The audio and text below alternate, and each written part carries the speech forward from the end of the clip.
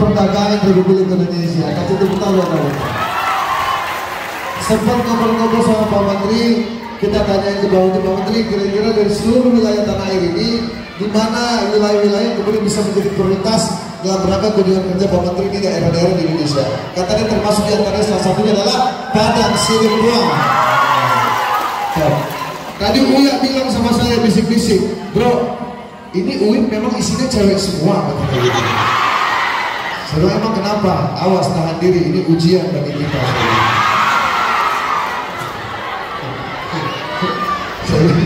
Saya langsung blok Uya tuh. Ingat, ini yang di depan kamu ini seumuran sama anak kamu, saya bilang gitu. Emang berani? Ya, Uya mau cuma nggak berani tuh. Berani. Baik. Senang nggak Pak Menteri Perdagangan datang ke sini? Mau terima kasih nggak sama yang bawa Menteri Perdagangan ke Padang Sidempuan, Pak Saleh? Sudah ingat wajahnya Pak Saleh? Senang nggak tadi gaya bicaranya Pak Saleh berapi-api? Kita buka dulu, ini adalah putra saya. Baik. Lagu ungu yang pernah ada dengar atau yang mau dibawain apa? Cinta dalam hati. Cinta dalam hati. Anda tahu apa maksud atau makna dari lirik cinta dalam hati? Oke, baik, izin dong saya jelaskan sedikit. Yang jomblo yang belum punya pacar mana? Semuanya belum punya pacar. Tunggu dulu. Kenapa setiap perempuan di depan Uya nggak punya jomblo semua tuh? Uya ini sudah malam pintu udah nggak bisa ya. Baik, cinta dalam hati itu, izin dong, itu maknanya dengan baik-baik. Dengan baik-baik, ini buat adik-adik. Sekarang zamannya sudah berbeda. Beda waktu zaman belum pacaran dulu, Pak Menteri. Kalau belum pacaran, lewat rumahnya dulu. Lihat rumahnya dulu, ada orang tuanya apa tidak, betul? Nah, lewat lagi, ada yang jagain nggak di depan rumahnya? Misalnya mohon maaf ya kan, ada binatang peliharaan ini bahaya nih kalau saya masuk bisa dipikir misalnya. Atau dan lain sebagainya. Nah, cinta dalam hati ini membawa pesan bahwa kalau kita memiliki perasaan terhadap seseorang, ya, contoh dari ihwat ke ahwat, ahwat ke ihwat, ingat hari ini zamannya sudah cepat, era digitalisasi, betul apa tidak? Zamannya Pak Menteri kirim surat lewat kapal, ya, ada pesawat pun jarang sekali, masih ada Pak Pos zaman dulu. Kalau sekarang sudah ada yang namanya smartphone, betul apa enggak? Nah, gaya kayak Pak Menteri dulu, yang cintanya nggak nyampe-nyampe. Nah, yang saya maksud adalah kalau kita punya perasaan, khususnya adik-adik yang laki-laki yang ganteng-ganteng tadi ini, ya, kalau punya perasaan terhadap saudaramu yang ada di sini misalnya, jangan pernah bertunda-tunda. Kenapa? Yang pertama, cinta adalah sebuah keniscayaan yang takdirnya harus disampaikan kepada seseorang, betul? Nah, intinya adalah kalau kau lambat menyampaikan itu, maka ada potensi cintamu itu didahului oleh orang yang lain. Yang lebih berbahaya lagi, kamu capek-capek suka, tapi kamu tunda perasaanmu, maka kawan baikmu yang akan lebih dulu mencintai dia. Paham? Jadi cinta tidak boleh dipendam lama-lama, harus diungkap, tapi harus beretika, oke? Nah, sekarang kita coba, jangan request tapi nggak nyanyi, ini malu-malu depan Pak Menteri ya. Atau sama saya? Sini. Coba kita tes ya.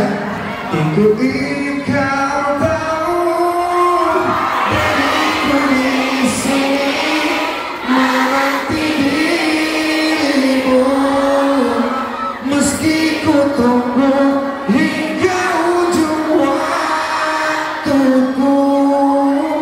dan berharap rasa ini abadi untuk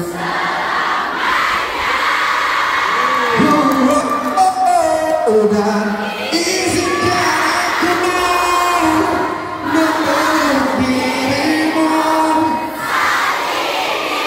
sekali saja, untuk ucapkan selamat tinggal untuk selamanya, dan biarkan masa ini bahagia untuk terima kasih. Cukup kan? Cukup. Oke, tepuk tangan yang meriah. Asa ungu. Pakai ulas langsung. Asa ungu. Cukup tuh. Cukup baik. Ya baik. Terima kasih. Tepuk tangan untuk Asa ungu. Nah, adik-adik sudah gembira. Kita sekarang bicara serius, tapi santai. Ya. Pertama saya akan bicara mengenai karena diminta soal perdagangan. Perdagangan mudah-mudahan 3 menit. Nah, adik-adik, memang dunia sekarang tidak mudah. Kalau adik-adik nonton TV, Jerman yang bikin pesawat, bikin mobil Mercy, sekarang rakyatnya demonstrasi. Seperti kita tahun 98 meminta harga turun. Begitu juga Inggris di London, begitu juga di Paris. Pendek kata Eropa ya mengalami kesulitan yang luar biasa. Ada kesulitan energi, kesulitan pangan yang melahirkan juga kesulitan keuangan. Oleh karena itu tahun-tahun ini kita akan memasuki tahun-tahun resesi. Eropa sudah. Turki hampir 2 kali lipat invasinya. Tetapi kita ya ini kalau mahasiswa semester 1 semester 2 sudah paham. Kita bersyukur ekonomi kita triwulan pertama masih tumbuh 5,44. Nah, besok ini ya, bulan besok akan tumbuh lebih tinggi lagi. Kemungkinan 5,5, 5,6. Ekspor kita surplus. Kita masih triwulan pertama masih surplus 35,9 miliar dolar. Nah, itu semua harus kita syukuri. Terima kasih kepada Tuhan, kepada Allah Subhanahu wa taala. Di samping tentu masih ada kekurangan-kekurangan. Tentu itu perannya DPR, perannya wali kota, perannya rektor, peran kita semua. Kuncinya Indonesia akan maju kalau kita kolaborasi, kerjasama. Itu kunci, kata kuncinya. Nah, sekarang yang kedua sebagai Menteri Perdagangan, apa yang sudah saya lakukan? Yang sudah saya lakukan banyak, tapi waktunya kan pendek. 2 saja.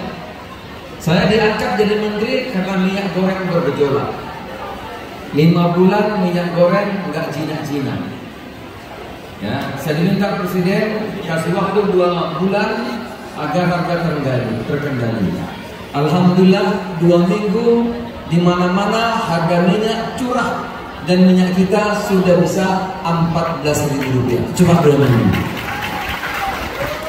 Kalau dia tepuk tangan boleh. Yang kedua, di Sumatera Utara ini banyak perkebunan sawit. Ini ketua DPRD pasti tahu. Banyak yang datang kepada saya demo. Ya, tandan buah segar ada yang dibuang, ada yang tidak dipetik karena harganya murah. Harganya 800 sampai Rp1.000. Ada yang sudah mulai bakar-bakar dari Riau dan Sumatera Utara. Oleh karena itu saya kembali ditugaskan presiden. Harga tandan buah segar sawit dalam waktu 2 bulan harus 2.000. Saya jawab 2 minggu, insya Allah Pak Presiden harga tandan buah sawit sudah Rp2.000. Alhamdulillah sekarang sudah di atas Rp2.000. Nah, ini cerita mengenai perdagangan singkat. Sekarang yang kedua untuk adik-adik anak-anak sekalian. Karena anak saya yang paling muda, yang paling bontot, paling bungsu, mungkin lebih tua dari kalian. Jadi ini saya penting. Saya lulusan madrasah ibtidaiyah. Saya lanjut ke sekolah namanya dahulu Pendidikan Guru Agama PGA. Jadi kalau saya tidak merantau, saya ini menjadi guru sekolah dasar bidang agama Islam mestinya. Jadi aslinya guru. Gitu. Lulusan PGA saja pendidikan guru agama yang waktu saya sekolah madrasah ibtidaiyah mesti berjalan kaki 5 km. Sekolah kami alasnya tanah, temboknya nggak ada begini, geritik dari bambu. Ya, sekolah sedapatnya, sekedarnya, seadanya pada zaman itu saja bisa jadi ketua MPR, bisa jadi menteri kehutanan, bisa jadi menteri perdagangan. Sekarang lulusan PGA, apalagi anak-anakku sekalian sudah bisa kuliah di kampus terbaik, salah satu kampus terbaik di Sumut ini, UIN Sahadat, kampus terbaik, tempat dari kayu sekolah. Lihat bangunnya hebat, nah, rektornya, staf pengajarnya hebat-hebat. Oleh karena itu, kalian bisa jadi apa saja yang kalian inginkan, yang kalian cita-citakan. Tentu untuk sukses tidak ada jalan yang mudah, tapi jalan yang berliku mendaki. Tetapi kalau kita sungguh-sungguh belajar dengan keras, berdoa meminta kepada Allah, insya Allah kalian bisa mencapai cita-cita kalian. Saya Pak Saleh Daulay, kita bisa buktikan lulusan pendidikan guru agama dari kampung saya nggak disuruh begini dulu. Saya dari Lampung, tidak ada listrik, kalau belajar pakai lampu tempel, kalau bangun yang hitam hidungnya karena kena asap. Ya, kalau kita sungguh-sungguh buktinya bisa. Anak-anak sekalian, kita diberi Allah Subhanahu wa taala modal yang sama. Apakah agama Islam? Apakah dia hafal Quran? Dia sekolah di UIN? Dia orang tidak beragama Islam? Semua sama. Siapapun Allah memberi modal yang sama. Satu hari 1 kali 24 jam. Dan sunnatullah, barang siapa yang sungguh-sungguh memenuhi sunnatullah itu, dia akan mendapat apa yang mereka cita-citakan. Saya ambil contoh sederhana. Ini kertas. Kalau saya lepas, dia jatuh ke bawah. Bagi kita suatu peristiwa yang biasa. Tapi ada orang yang mempelajari. Kenapa kalau jatuh ke bawah? Lahirlah apa yang kita kenal sekarang dengan hukum gerak. Yang tidak mempelajari tidak dapat apa-apa. Singapura itu tidak seperti Padang Sidempuan, tidak punya kebun sawit, tidak punya lahan pertanian, tetapi dia menjadi negara yang paling makmur di dunia. Kenapa? Karena dia belajar. Oleh karena itu Allah Subhanahu wa taala memberikan kesempatan kepada seluruh umat manusia sama, tidak dibeda-bedakan untuk dunia. Kita punya sejarah. Rasulullah 23 tahun membangun peradaban, hanya 23 tahun. Ditambah masa Khalifah Umar, maka Islam pada waktu itu menguasai dunia. Di barat seperti sekarang Amerika, zaman dulu namanya Romawi Timur. Di timur namanya sekarang Tiongkok, kalau sekarang. Tapi dulu yang superpower adalah Persia. Dalam waktu singkat, barat dan timur dikuasai oleh umat Islam. Maka Islam hampir 1000 tahun menjadi penguasa dunia. Kenapa? Karena Rasulullah berhasil merubuhkan berhala-berhala. Yang tinggal adalah kalimat La ilaha illallah. Tidak ada Tuhan selain Allah. Tidak ada tempat bertunduk, hanya kepada Allah saja. Kenapa sekarang mundur? Kenapa sekarang mundur kita? Kita mulai banyak berhala-berhala baru. Agama, kata Sayyidina Ali, adalah berpikir merdeka untuk mendekati mencari kebenaran mutlak yang tidak mungkin atau mustahil, tapi mendekati. Oleh karena itu merdeka berpikir. Nah, merdeka berpikir memasukkan nilai-nilai itu berubah menjadi tradisi menjadi ormas-ormas. Nah, lahirlah berhala-berhala. Di Timur Tengah, nomor 1 keluarga, nomor 2 suku, nomor 3 ormas, nomor 4 baru Islamnya. Oleh karena itu kita jangan sampai itu terjadi. Jangan sampai nanti ormas jadi berhala. Umat Islam ribut satu dengan yang lain. Karena ada NU, ada Muhammadiyah, ada PKI, kita bertarung satu sama lain. Orang yang jadi presiden, kita yang berkelahi. Orang yang dapat manfaat, kita jadi bermusuhan. Harus kita akhiri. Pada zaman dahulu, Islam yang sampai di barat, yang disampai di Sumatera Utara ini adalah Islam yang ulamanya adalah ulama saudagar, ulamanya politisi, ulamanya yang saintis, ulama yang demokrat. Hebat pada masa itu, karena ada mereka besar, kokoh, kuat. Itulah yang saya harapkan lahir dari UIN Padang Sidempuan ini. Saya merasa optimis, bahagia melihat wajah anak-anak sekalian, wajah penuh harapan. Saya yakin Indonesia akan jauh lebih baik hari ini dan besok dan masa yang akan datang. Melihat wajah-wajah anak-anak sekalian. Oleh karena itu, sekali lagi, kita punya modal yang sama.